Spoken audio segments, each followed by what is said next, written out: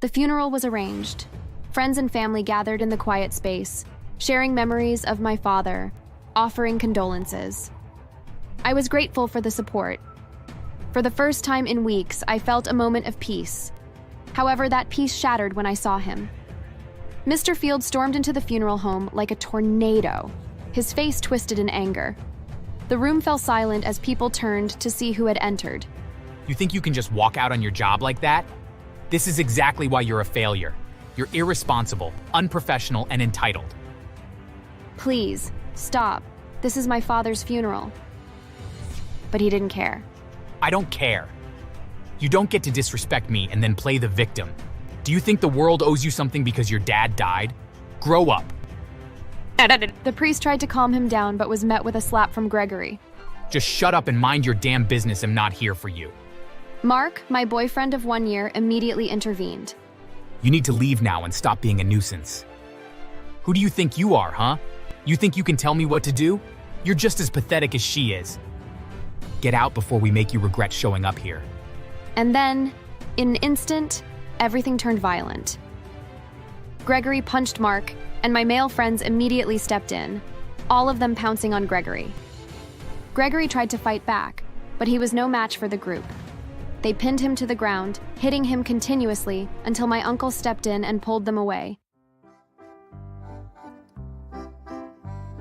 For 2 years, working for Mr. Gregory Fields had been nothing short of a living nightmare. It didn't start that way. When I was first hired, he seemed professional, even kind. I remember the first day I met him. He seemed imposing, but with a smile that made me believe he was someone who could offer me a fresh start in a field I was eager to grow in. He welcomed me into the office with open arms, offered support, and was the picture of a caring boss. For the first few months, it felt like I was finally in the right place.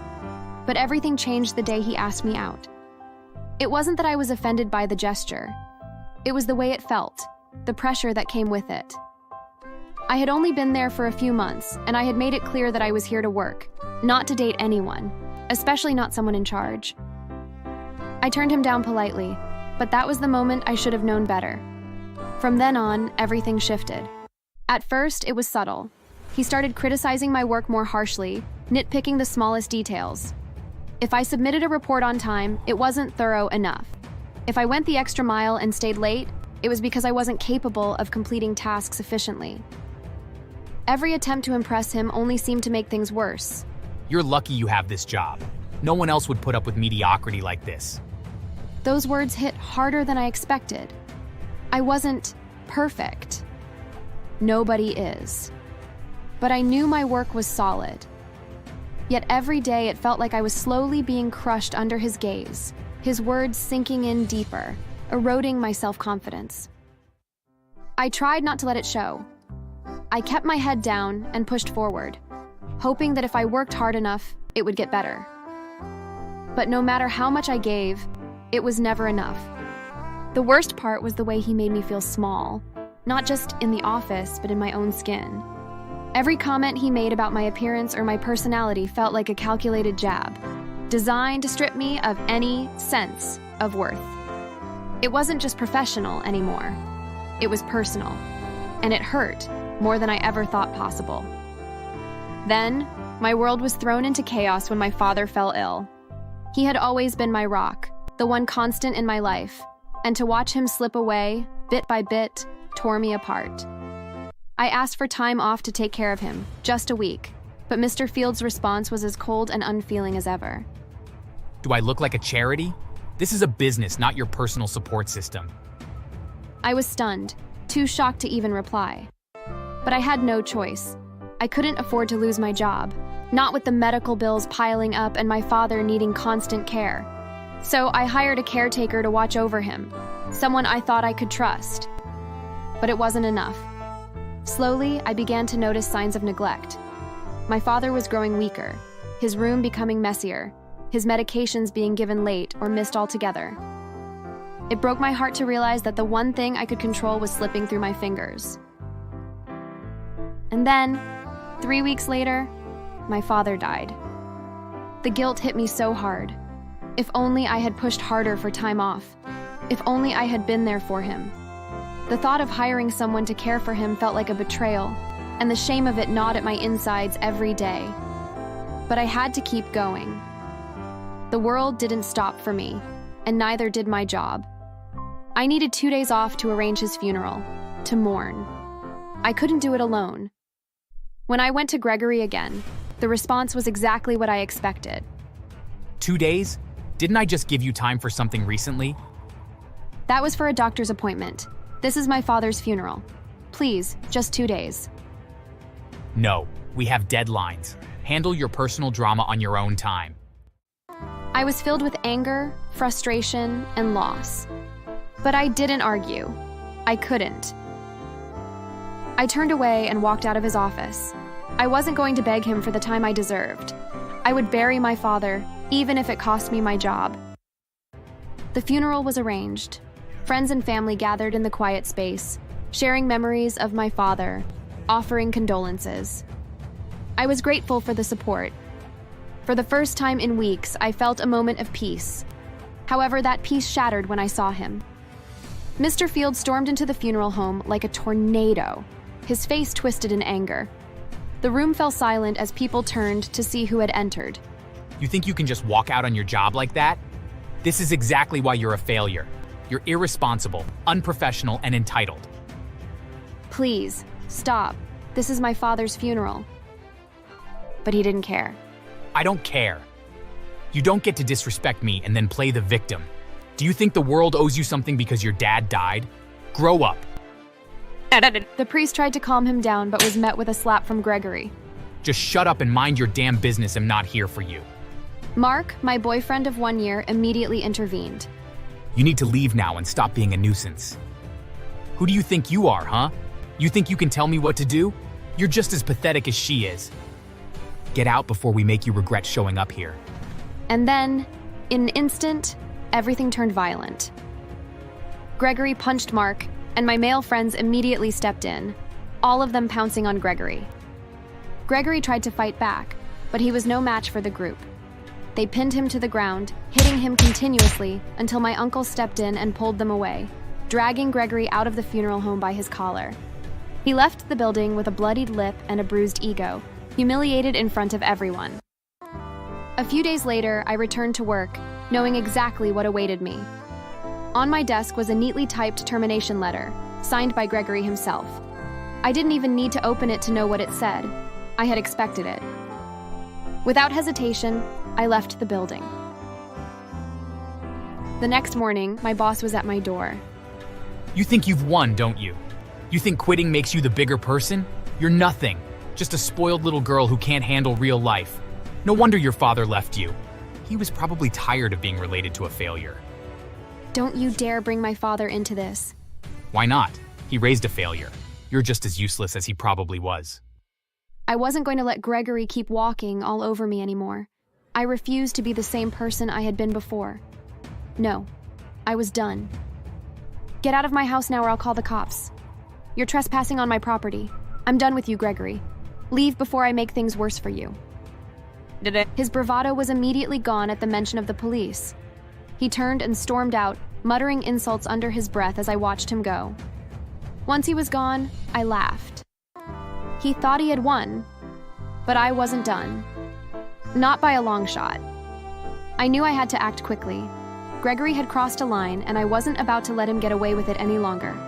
I rushed to grab my laptop and logged into the company system. I didn't waste a second, pulling up all the files I needed. Emails, messages, financial reports, everything that would expose his twisted empire. It didn't take long to dig up what I needed. He had been running shady deals with offshore accounts, falsifying records, and forcing employees into doing things they weren't comfortable with. All of it was there. Once I had everything, I didn't hesitate. I called the police. I've got evidence of fraud, abuse, and more. You need to investigate Gregory Fields and his company. The cops invited me over, and I submitted the evidence I had. It wasn't until 2 days later before the cops informed me that they'd found Gregory guilty of all crimes, and even more. They were going to arrest him that day. I immediately called a friend who was quite popular in the media scene and asked her to spread the news. They all needed to be there to capture his defeat. I saw it on the news first, the headline being, "Gregory Fields arrested for fraud and unlawful labor practices." I smiled. It was happening. I sat patiently, waiting for when they'd show him leaving his company while handcuffed. Within minutes, I was smiling and watching the footage as Gregory was let out, handcuffed.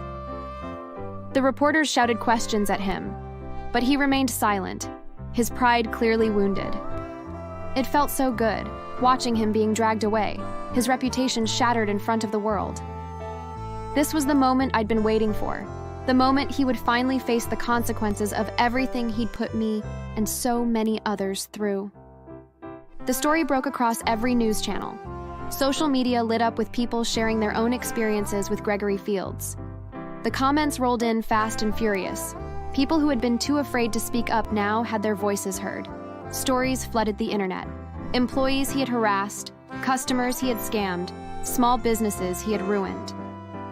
They all came forward, sharing their encounters with the man who thought he was untouchable. By the end of the day, Gregory's name was a joke, a symbol of greed and cruelty.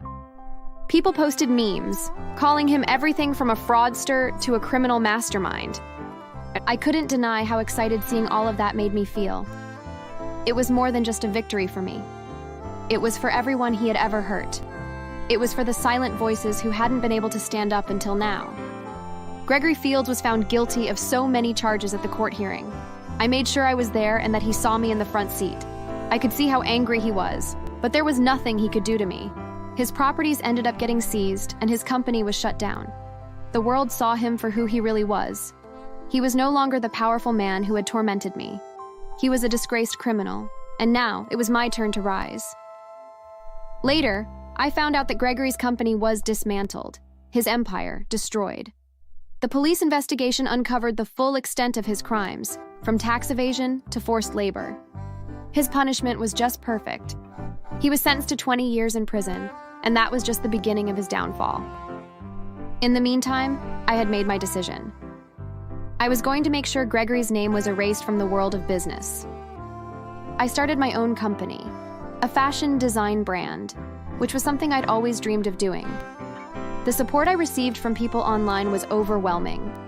My brand grew fast, and as it flourished, I found myself thinking less about Gregory. He was a chapter in my life that was now closed. But a year later, I heard something I couldn't ignore. Gregory had been transferred from his previous prison after a series of violent attacks by other inmates. Within just a few months, 3 attempts to assault him had been made after the inmates learned about how he used to bully his employees. He was eventually moved to a different prison, where he got into a fight with some inmates and was beaten so severely that he lost one eye. Thanks for watching. Make sure to subscribe and leave a comment below saying, "I subscribed." And we all will do our best to reply to your comment. I was among the first cops to be at the crime scene, and I arrested the gang, and I was the head detective in the case. Please, help us. We heard you were at the robbery scene. Tell them he was forced, please. Think of something. Cops are liars. Help us, Vanessa, please. The memories of all the sufferings I endured, his betrayal to my mom, and how he hurt us both, flowed in. I held back tears and promised to help them. They left happily after thanking me. However, I had no plans to. I only raised their hopes to make them feel as hurt as my mom and I felt. On the day of the trial, I saw their hopeful gaze when I walked to the judge. Here are the evidence for the culprit. We also discovered him to be the ringleader in the robbery. There's also evidence and witnesses to confirm that he's committed other crimes, which includes kidnapping, sexual assault, physical abuse, and murder.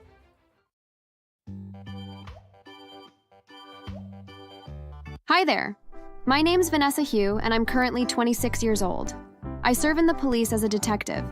About 6 years ago, I was kicked out of my father's house by him and his new family. My parents were my idols. They both attended the same high school but were enemies then. My mom was the prettiest girl in the class, and my dad was the most handsome. Now, you must be wondering why they weren't close. I did too. Well, they were also the most intelligent and obsessed with topping the class. They hated each other because they were both making it hard for themselves. They didn't have a proper conversation even after graduation. However, as fate would have it, they met again after college. Then, my dad had just started his company, and my mom was a marketer. She was in search of a job and happened to hear about my dad's company. According to them, they were both embarrassed when they met each other and burst into laughter.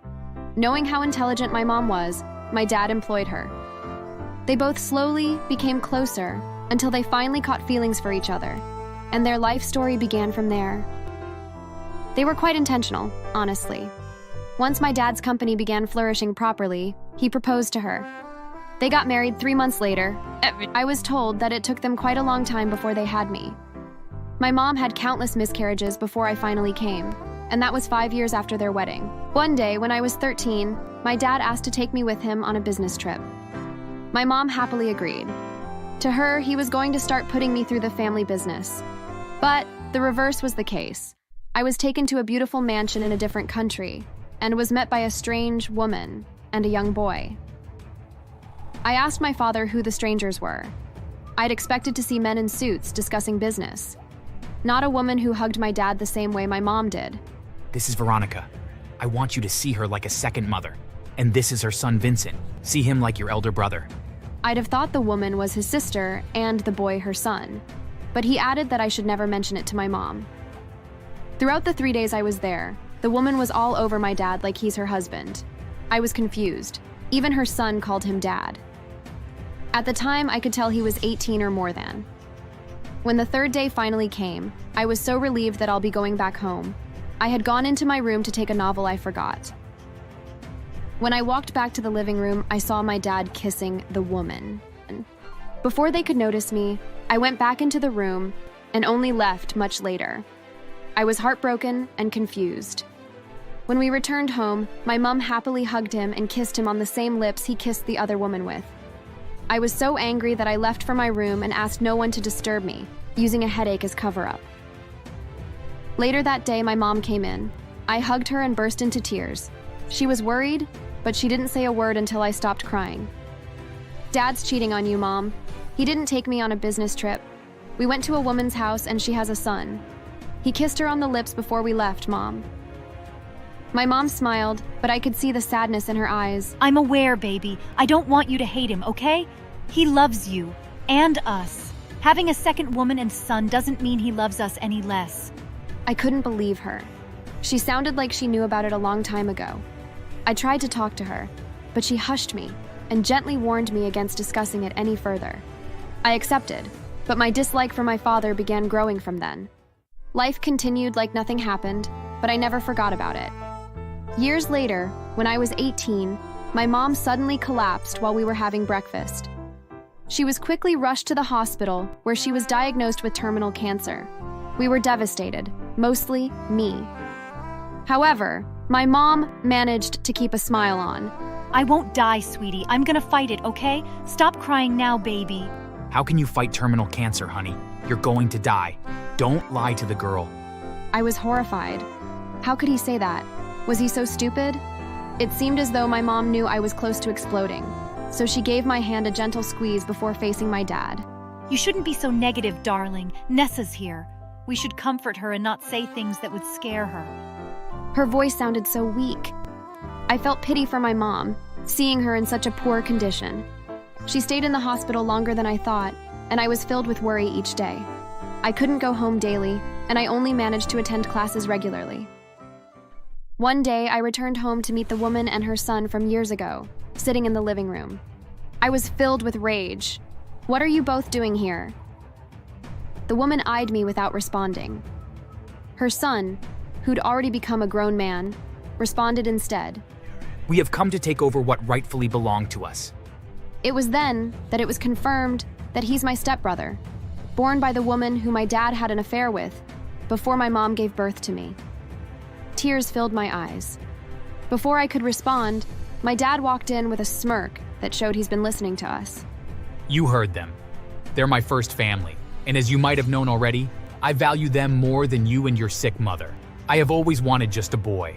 I'm getting a divorce from her, as I'd like to focus on only my real family. I'll be requesting a DNA test. Hopefully you're not my child. I'll need to have both of you get rid of. I couldn't believe my ears. It felt like I'd die that moment. The betrayal, the hurt, all mixed together. I wondered how my mom would feel if she heard about his plan to divorce her for his mistress and son. It was so overwhelming. I nearly fainted. I grabbed my bag and hurried to the hospital. I wanted to tell my mom and prepare her, but she was asleep, and I couldn't wake her up. I sat by her bedside, determined to wait until she woke up. While waiting, I slept off. It was about an hour later before I finally woke up to the sound of people coming in. My heart missed a beat as my dad and his new family walked in. My mom's smile never left her face. He flung the document to her and ordered her to sign it. Tears rolled down my eyes as she did, with her smile still on. She passed it to him afterward. Then, he told her about the DNA test. Only then did she speak. Nessa is your child and you know that. Anyway, go ahead. I'm sure you'll be disappointed. Her smile never left her face. She turned to me and I saw the tears in her eyes. I quickly held her hands, crying too. I love you, honey. I want you to grow up and make me proud whether I'm alive or not. I want you to have a good life, okay? I nodded, sobbing loudly. I was scared. Her words were making me scared. She faced my dad and his new family next. You should have cheated with someone else. She was the same person who nearly poisoned me at prom and who sent assassins to me after our wedding. It shouldn't have been her, but I forgive you. I love you. I always have and always will. As her tears dropped, she gave up the ghost. I screamed in terror. My dad and the others left me alone with her. I was crying so loudly, begging her to come back, but she never did. She is dead. We can now go. I was shocked by what my stepbrother said after that. My dad managed to give her a shitty funeral, which made me hate him even more. He also had the DNA test done, and it came out positive. Life began with me living with them. I was severely maltreated. For 3 years, I lived like a slave. I was made to cook, clean, and even mow the lawn always. One morning, my dad walked into my room. Pack your things and leave my house. My wife told me you started stealing, and you stole her necklace. I didn't raise a thief. Just pack your things and disappear before I return this evening. I don't want to see you when I get back. Eventually, after getting satisfied with seeing me suffer, I was thrown out of the house and disowned by my father, simply because my stepmom claimed I stole her necklace and my father believed her. I didn't let that bring me down. I slept in the streets without shame, searching for jobs anywhere. I worked 3 part-time jobs and managed to save to get a house. I changed my name and started my life at Fresh.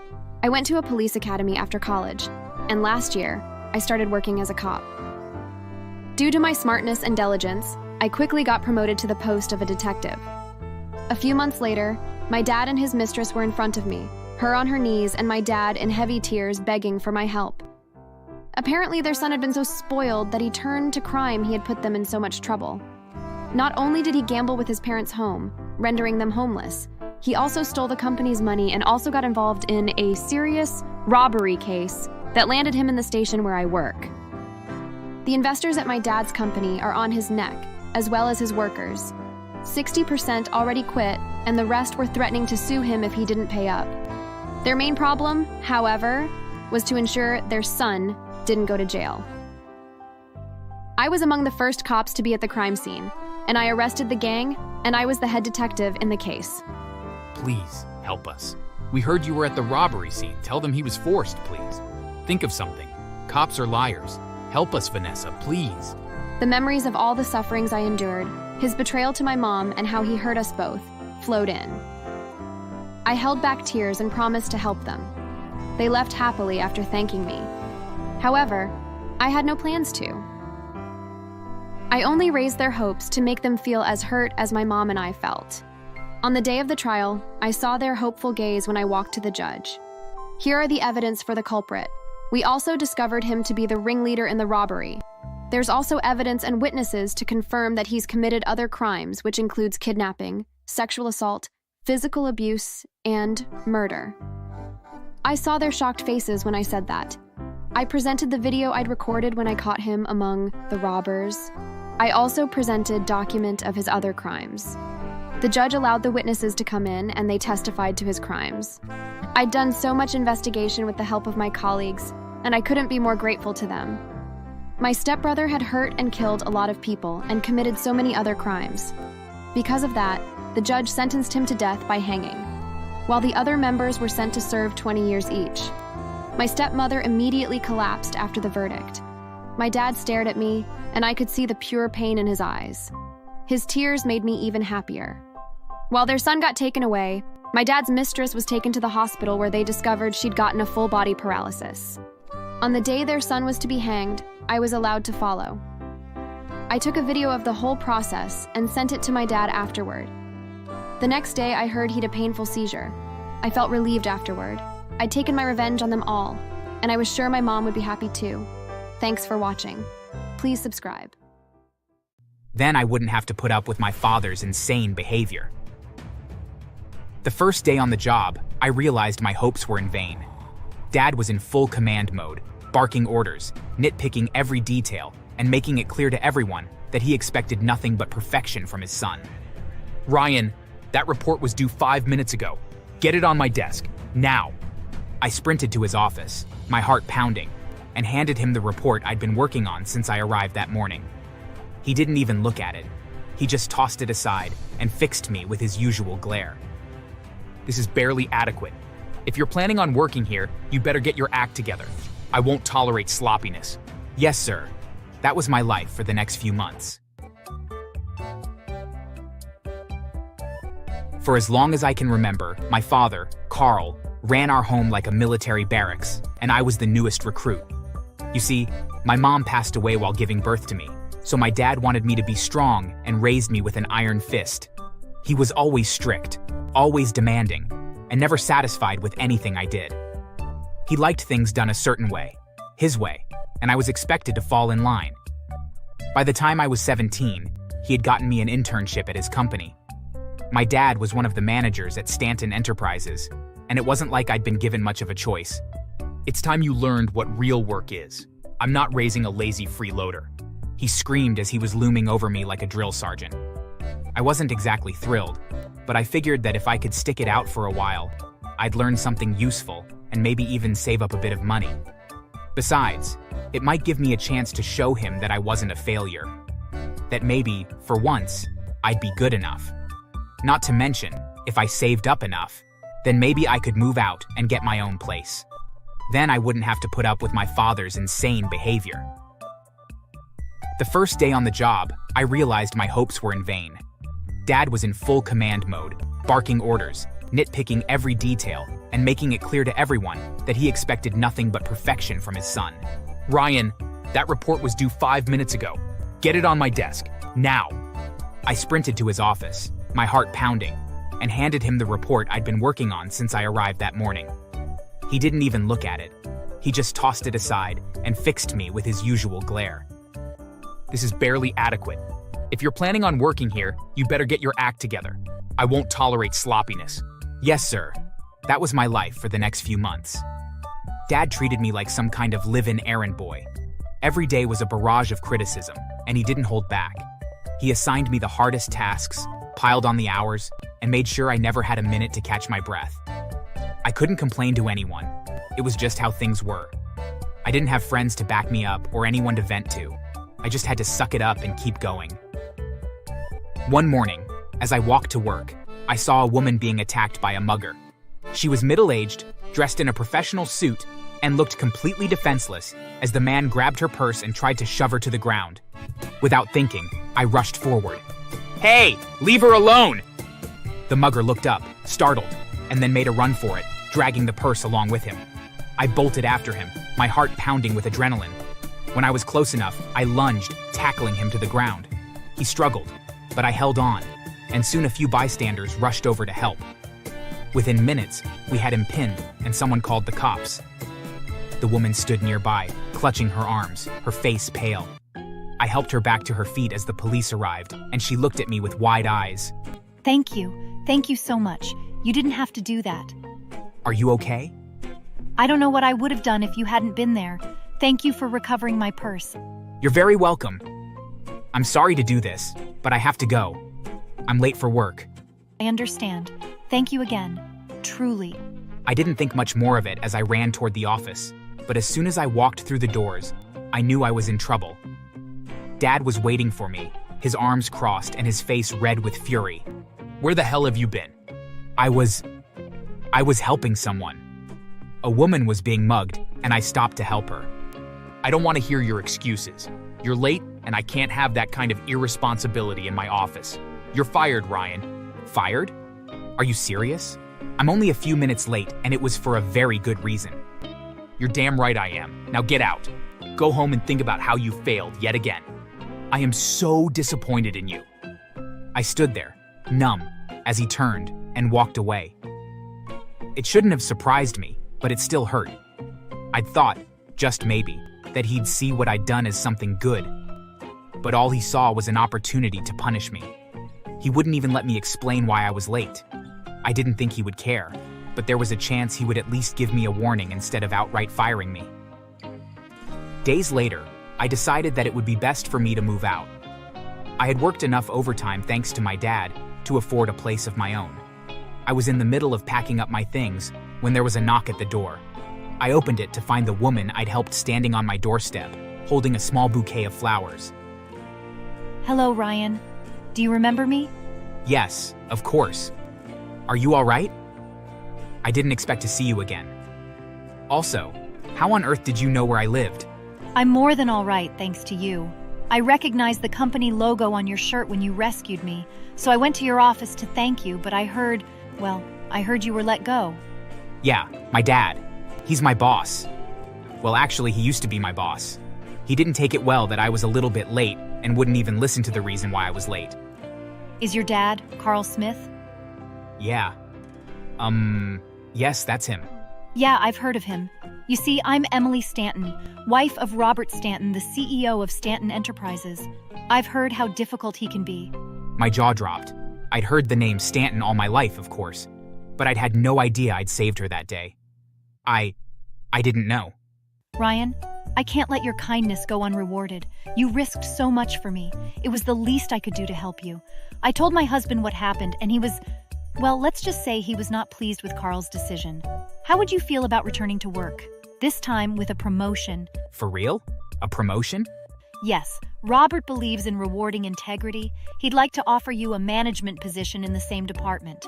You'd be in charge of overseeing your former team, including your father. I could hardly believe what I was hearing. All my life, I'd been under my father's thumb, working myself to the bone to please him. And now, thanks to Emily, I had a chance to change things. I accepted, of course. How could I not? She shook my hand, congratulated me, and promised to see me in the office soon. I decided that I would hold off with moving out until I felt secure in this new position. The next day, when I walked into my office, I saw my father right away. The look on my father's face when I walked back into the office a few days later was priceless. He didn't know what had happened, only that he'd been called into the conference room for a meeting with the new manager since he had been demoted. Ryan, what are you doing here? I fired you. If you think you can beg to get your job back, you could not be more wrong. I wouldn't beg you for my old job, especially since Mr. Stanton rehired me. I'm your new manager, Dad. Isn't that something? His face turned red, but he didn't say a word. I could see the confusion in his eyes, the anger he was trying to contain. For the first time, I held the power, and he couldn't do a thing about it. Once I was made a manager, the first thing I did was pack my things and rent a small house far away from my dad. Over the next few weeks, I gave him a taste of his own medicine. I assigned him the toughest projects, ones that required late nights and early mornings. I'd call him into my office at random hours, demanding updates, pushing him harder than he'd ever pushed me. Are you seriously calling me in here for this? This is such a waste of time. I'm just making sure you're pulling your weight. Can't have slackers around here, can we? Is that understood? Yes, sir, it's understood. It wasn't just about revenge, not really. It was about showing him what it felt like to be treated like a machine, to be pushed past the breaking point and then pushed even harder.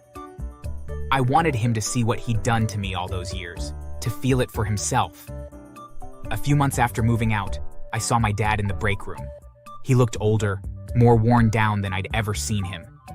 I almost felt sorry for him, but then I remembered all the years he'd treated me like I was nothing. Ryan, can we talk? About what? I know I wasn't always fair to you. I was hard on you because because I thought it would make you tougher. I didn't realize I was pushing you away. I nodded, but I didn't say anything. I'd waited a long time to hear an apology, but now that it was here, it felt hollow. He looked back at me, his eyes tired. I'm proud of you, even if I never said it. Thanks. I wasn't sure if I believed him, but I didn't need his approval anymore. I'd moved on, and I'd finally built a life on my own terms. As I walked away, I felt a sense of satisfaction settle over me. I didn't know if things would ever be right between us, but I knew one thing for sure. I no longer was under his thumb, and for the first time in my life, I was in control of my life. After that, I decided that I would go a bit easier on my father. I figured I shouldn't go too easy on him, but I wouldn't overdo it either. After all, I wasn't a jerk like him. Do you think I was very harsh with my dad?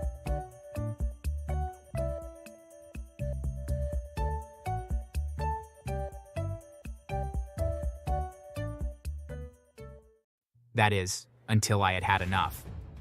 Both Toby and my mother showed up late one night and began pounding on my door and screaming that I was an ungrateful and useless son and started destroying things outside my house. I had been expecting them to show up and had bought a taser gun. As quickly as I could, I opened the front door to my house. When they saw me with a gun, they started running. But I chased after them and tased them both. By the time they were recovering, the police had shown up and they were finally able to arrest them.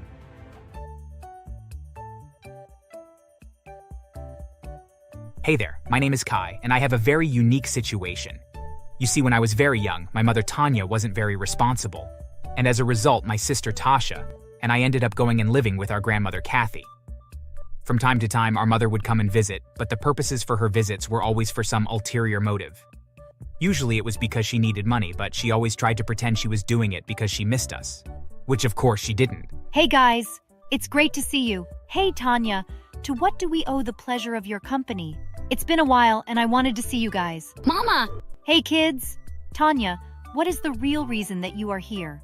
Well, yes, if you can spare some cash. I'm a little low. My grandmother rolled her eyes, but eventually did give my mother some money. Quite literally, shortly after she was given money, my mother left. Sadly, it was always like that.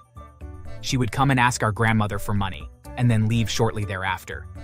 It always felt bad to know that our mother never came to visit for us. She was only ever interested in getting money from our grandmother, and then moved on. As we grew up, the visits were far more focused on just getting money, and our mother became more honest about what she was visiting us for. Even the few times that we've seen her on holidays, it was all the same thing. Hey Mama, Merry Christmas! Yeah, whatever. Hey Mom, I need money. More? You came last month and asked for money. What do you need it for? Mind your own business. Just give me the money. Eventually, I stopped wishing that my mother would come and visit. I realized that she clearly didn't care about my sister and I, but only ever wanted money. As I grew up, I came to realize that my mother had drug problems and that she needed the money to pay for her habit. Knowing that did humanize her, but that didn't really make it any better. When I was 15, we had a huge scare. The police called my grandmother and told her that they had found my mother passed out in the streets. She had overdosed and nearly died on the street. For a few weeks afterwards, she was in and out of the hospital. Hey, listen to me. I need money. Tanya, what makes you think that we would give you money? You need help, not money so that you can get more drugs. You bitch, just give me what I want. We were forced to call the police on her, and after a struggle in which our mother broke an officer's nose. The cops then used their batons to knock her unconscious. It was incredibly embarrassing. After that, we didn't hear from our mother for many years. During those years, Tasha and I grew up and went off to school. Our grandmother helped us pay for school to make our lives much easier. Both of us passed our courses with flying colors and even managed to find very good jobs. Once we were doing well for ourselves, we moved out, but we would visit our grandmother often. One day, though, we went home and found our grandmother had passed away. She had had a heart attack in the middle of the night and passed away. We were heartbroken, but we had always known that this would happen one day. Luckily, she had told us what she had wanted, and so we were able to make preparations for her service very easily. Her funeral was beautiful, and many people came to mourn her passing. A few days after the funeral, our grandmother's lawyer contacted my sister and I and asked us to come to his office to hear the reading of the will. Honestly, we had always known that our grandmother had some money, but we never imagined that she would be loaded. Apparently, our grandfather had owned several businesses when he was younger and had sold them and put all that money into investments that he and our grandmother lived off of until they had both passed away. At any rate, now that she had passed, our grandmother had her lawyer divide them up equally and give half to each of us, along with a couple of properties. Both Tasha and I were blown away.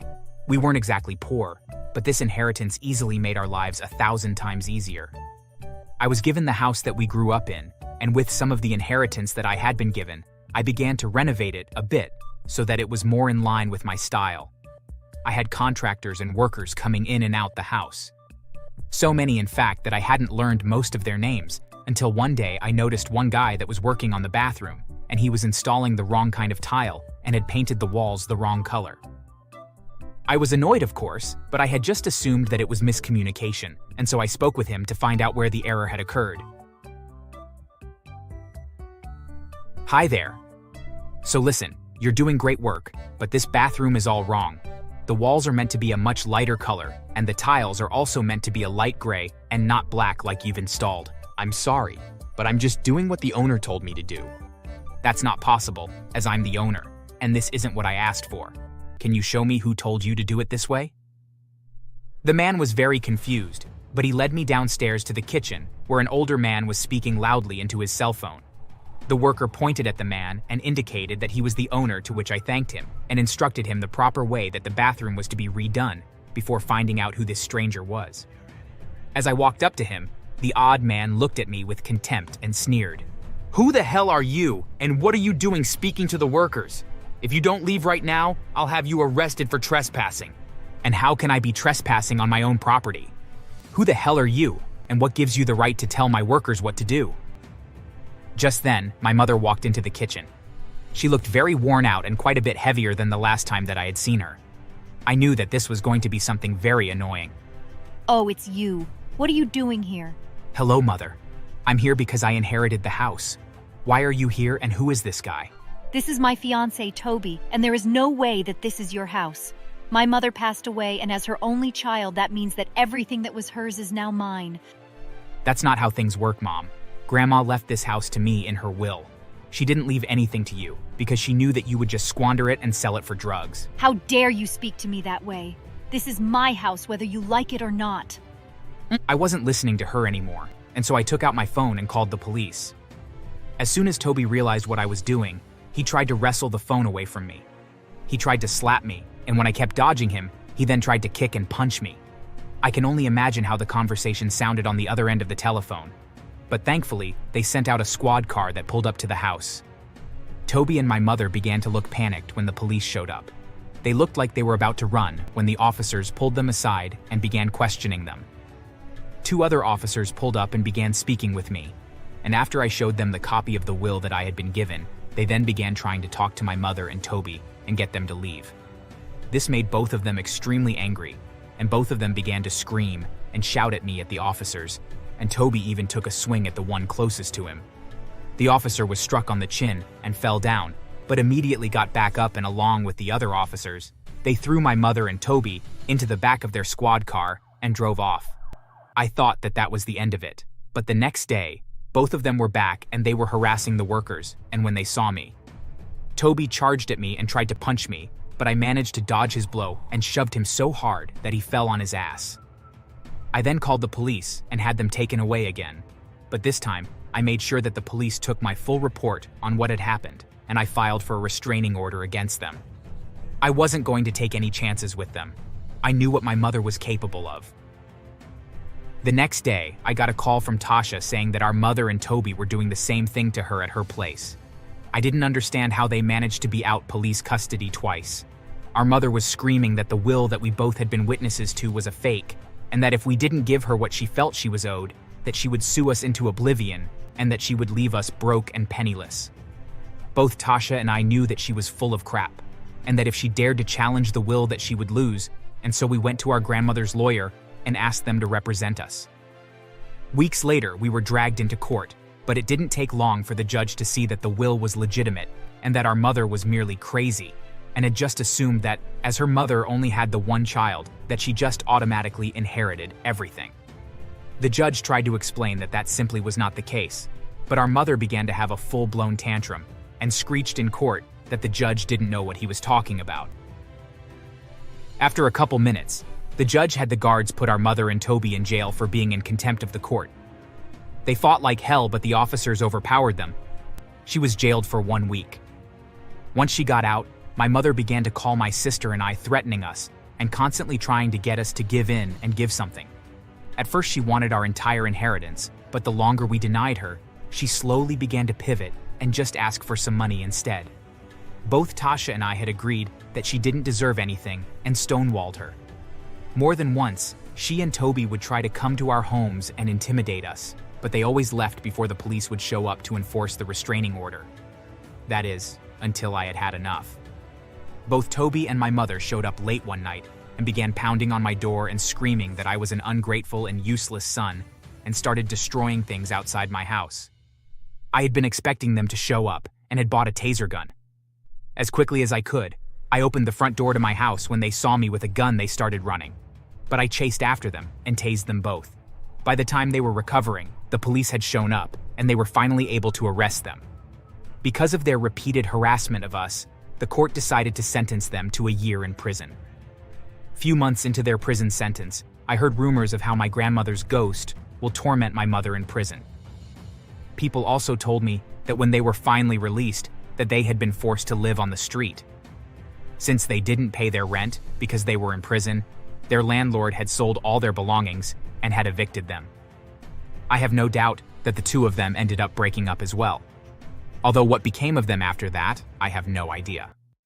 As for my sister and I, we are just enjoying our lives, and I'm happy to say that my sister is currently engaged, and I have no doubt that I'll be an uncle within a year or so. Thank God we had such an amazing grandmother who was there to support us, and that we weren't reliant on our mother. Thanks for watching. Make sure to subscribe and leave a comment down below saying I subscribed, and we will try our best to reply to your comment.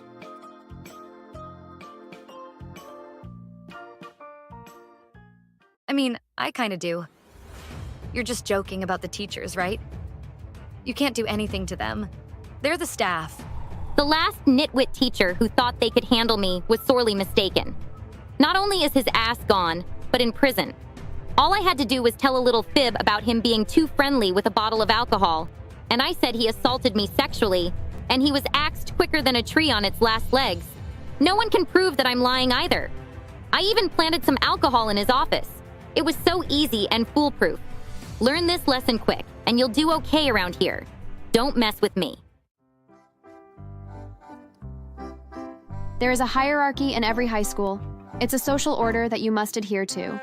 Even at the most prestigious of schools, including my private all-girls high school. We have the jocks, the musical students, the girls who are into math, and then we have the girls who are absolutely untouchable. They have so much power that even the teachers are afraid to stand up to them, no matter how terrible they are. Lauren Montague was one of those students. She was the pretty popular girl who terrorized everyone. There were horror stories that constantly circulated the school of how she would put tacks in other girls' shoes during gym, tearing off other girls' clothing if they made the unfortunate mistake of wearing the same outfit as her, or even making rumors that someone was pregnant, getting them expelled from the school. There was one time that she forgot to do her homework, so she blackmailed me into giving her mine. I gave it to her without hesitation. Rumors were where she held most of her power over others. The Girls' Academy was a very competitive school, and rumors alone were enough to get someone kicked out. Reputation mattered here. There was one rumor in particular that made even the teachers scared to correct her behavior.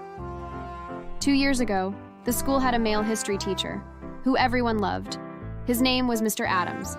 He had been teaching at the school for at least 20 years. He was kind, affectionate, and patient with all of the students. He even got along with the troublemakers because he was so patient with them and compassionate of their situations. They would try harder in his class than in anyone else's. Everyone loved him that much, except for Lauren. He was the only teacher who was brave enough to call her out for being a terrible person to her classmates. He actually stood up to her on my behalf one afternoon. Ms. Lauren, I understand that you've been spreading rumors about Ms. Morgan cheating on the last history test.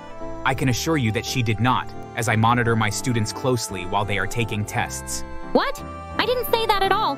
You're just taking her word over mine. How can you show such blatant favoritism for students? She didn't tell me this rumor at all. I watched you tell your friend Miss Regan in the hallway this afternoon.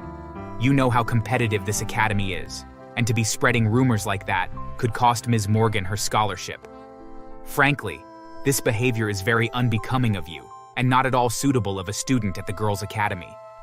I will now escort you to the principal's office to this matter up with her. The rumor about me was immediately dispelled, and I didn't have to worry about losing my scholarship anymore, which was a huge relief. However, Mr. Adams was mysteriously fired the next week. Everyone was in shock. How could such a beloved teacher who had been here for so long be dismissed so easily? This was when the rumor started around the school that Lauren was somehow responsible for his termination and got him fired in retaliation for standing up to her. There was a girl in my class named Camila who always knew about the gossip that went on in the school and kept tabs on everyone. We weren't exactly friends because I knew how much she liked to talk about everyone else's business. I knew I couldn't tell her much without the rest of the school knowing, but she was still good for gathering information. Do you know what happened to Mr. Adams? Oh, yeah. I heard her bragging about it this morning. Lauren got him fired. What? How could she possibly do that? She's just a student. She told everyone that she went to go see him during office hours and that he was drunk as a skunk, reeking of alcohol. She said that he even tried to convince her to drink with him, even though we're all underage. Oh my God, are you serious? I didn't know that He didn't. She was laughing about it in the hall earlier. She said, I lied about him having an alcohol problem, planted some wine in his office that I swiped from my parents, and he got fired like that. They can't prove I'm lying either. The school had no choice but to fire him, really. That was 2 years ago. Everyone knew she had lied about poor Mr. Adams, but were too afraid of what she would do to their own reputation if they said anything about it. She was like the quiet queenpin that ruled the school, and everyone knew it. Until one day, she went too far.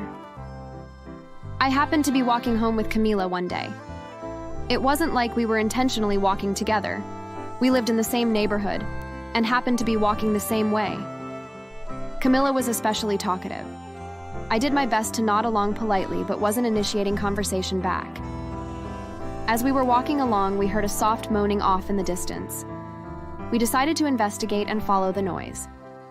As we got closer, we found one of our classmates a little off the sidewalk, nearly hidden in a bush.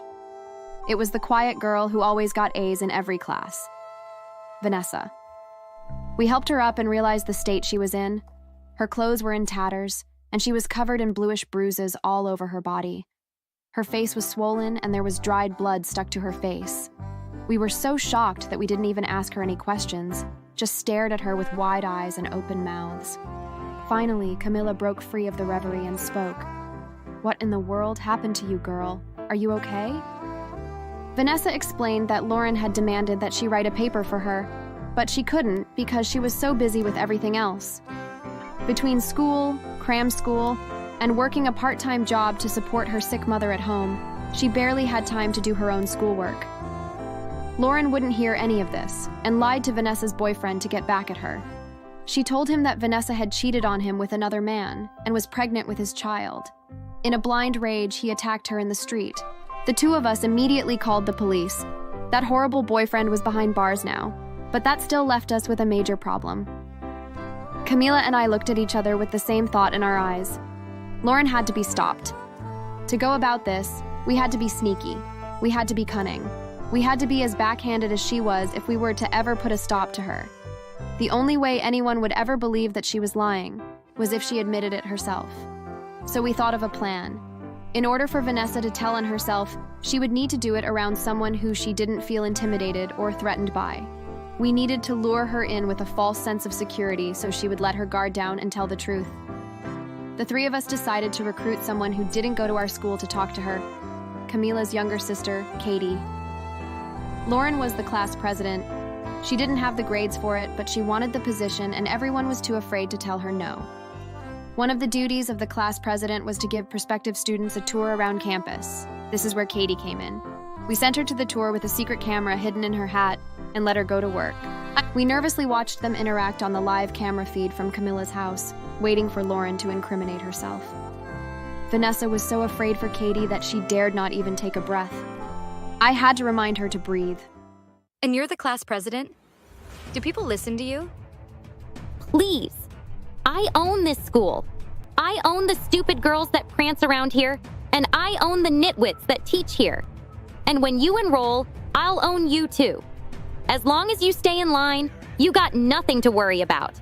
What happens to people who don't stay in line? You don't want to know, kid. I mean, I kind of do. You're just joking about the teachers, right? You can't do anything to them. They're the staff. The last nitwit teacher who thought they could handle me was sorely mistaken. Not only is his ass gone, but in prison. All I had to do was tell a little fib about him being too friendly with a bottle of alcohol, and I said he assaulted me sexually, and he was axed quicker than a tree on its last legs. No one can prove that I'm lying either. I even planted some alcohol in his office. It was so easy and foolproof. Learn this lesson quick, and you'll do okay around here. Don't mess with me. Just like that, we got it. As soon as Lauren finished her sentence, the three of us cheered. With this footage, we can show the principal and get Mr. Adams his job back. The very next day, the three of us stormed into her office and showed her the recording. She watched in a grave silence before turning to us. Thank you so much for clearing Mr. Adams' name. It pained me greatly to have to terminate him because he had been here for so long and was so beloved by the students. I will share this with the authorities immediately. Camilla and I jumped in our excitement while Vanessa breathed a deep sigh of relief. We really did it. We avenged all those girls over the years that Lauren had embarrassed, humiliated, or gotten kicked out of school. The principal even started to cry with joy, and I understood why. Lauren had gotten away with so much over the years. She was the tyrant that even the principal was afraid of. She had threatened and blackmailed everyone into a state of complete fear. I knew of some girls who had dropped out of school because they were just too afraid of what Lauren might do to them, even though this was the best high school to prepare for college. For a lot of girls, this school was their last chance at getting a good life. This was their last chance to get into a good school. She had ruined that for so many people. The utter humiliation that she had made them go through made me sick to my stomach. The principal cleared her throat and wiped tears from her eyes. Clearly, Lauren needs to be expelled immediately for this deviant and maniacal behavior. I am sending this tape to her parents at once. I am also informing them of the role that she played in Vanessa's assault case. After her parents learned of Vanessa's behavior, they completely disowned her. Apparently, they took her out of their will and left her nothing. They even went so far as to surrender her to the state so that they were no longer her legal guardians. I guess the realization that they had a compulsive liar for a daughter who got so much joy from manipulating others was too much for them to bear. Before leaving her, they transferred her to a boarding school in a different state so that she wouldn't start any more trouble with the girls at the school again. After she was in the foster program for a couple of weeks, a distant aunt of hers heard what had happened and adopted her. Camila, ever the person to be up to date with the latest gossip, says that her aunt treats her like a servant around the house and has her busy with housework all the time, like cleaning the house, cooking for her, mowing the lawn. Lauren must have inherited her mean spirit from her aunt because the woman verbally abuses her night and day. She's so tough on her that she had fallen behind in her studies and needed to repeat her junior year of high school over again, nothing less than what she deserves. The following week, the three of us found Mr. Adams happily moving back into his office. He was whistling a little work song as he unpacked. When he saw us, he thanked us for the part we played in clearing his name. We told him what was happening with Lauren with her aunt, and he smiled. I knew she would get what was coming to her. Thanks for watching. Make sure to like and subscribe.